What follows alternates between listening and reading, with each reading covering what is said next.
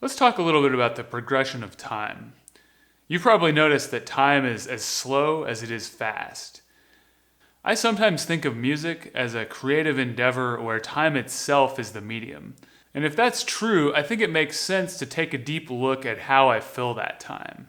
When we use a powerful and open-ended tool like the modular synthesizer, we have the option of doing everything at once, all the time. And it's really easy to do it.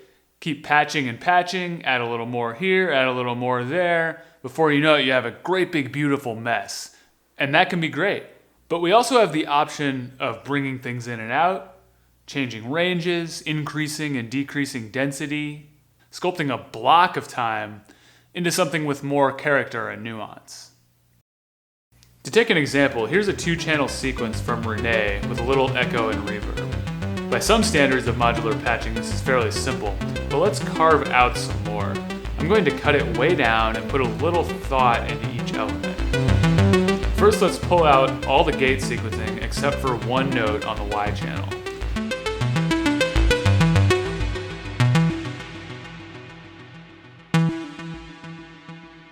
Now we have a single repeating note. Let's think about just that note for a minute. The Y gate is triggering the maths, and we can control the fall time.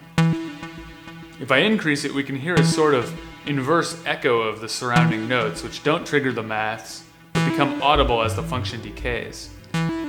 Because of that, the length of this one note makes a pretty big difference in what we're hearing. Now let's have a look at the snake page. Those surrounding notes are different depending on our snake pattern. The gated notes are the same, but we still have a collection of subtly different sequences at our disposal here.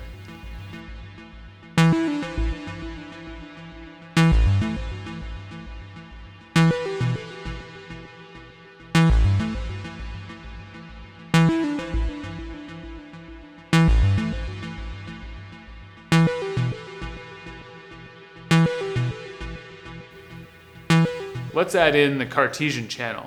I'll just activate a couple gates.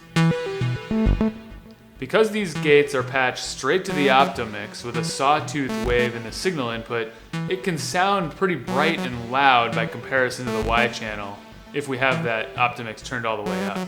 Let's back it down a little so it can work with the Y channel instead of against it. I like to think about when the channels are playing. If they play at different times, they can sound complementary or even conversational.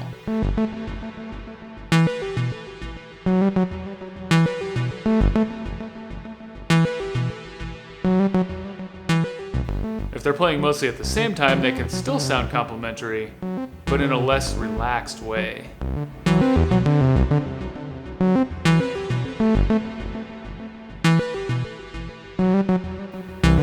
I'm going to add more notes a little bit at a time to increase density, but let's remember that we have also the simple tools of the fall time of the Y notes and the Optomix control level for the C notes. A reason to keep this in mind is that it makes it possible to sort of switch which channel is in the foreground. If I decide to add more density of C gates, I might turn up the Optomix a little, shorten the Y channel functions.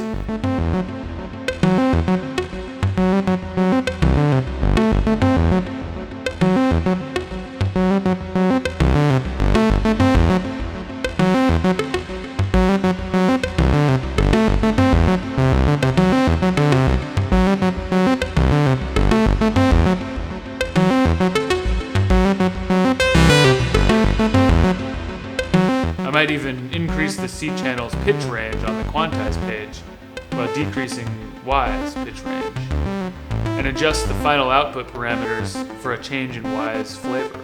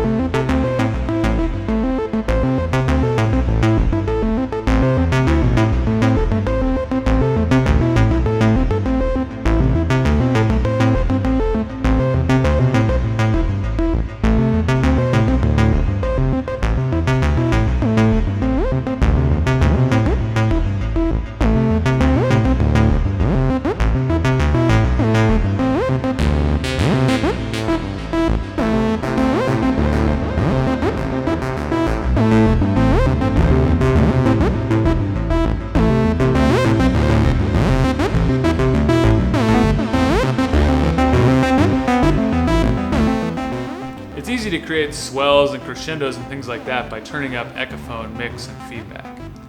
It's easy, very easy, and this is a very common way to signal drama. I find that this drama is more effective if I use it in conjunction with purposeful change and other parameters at the same time.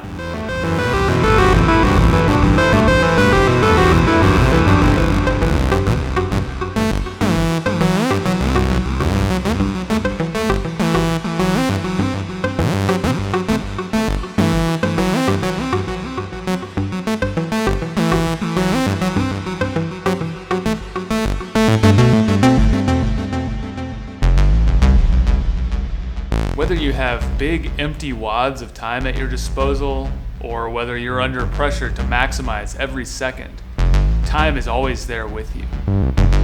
You can try to fight it, you can try to ignore it, or you can try to work with it.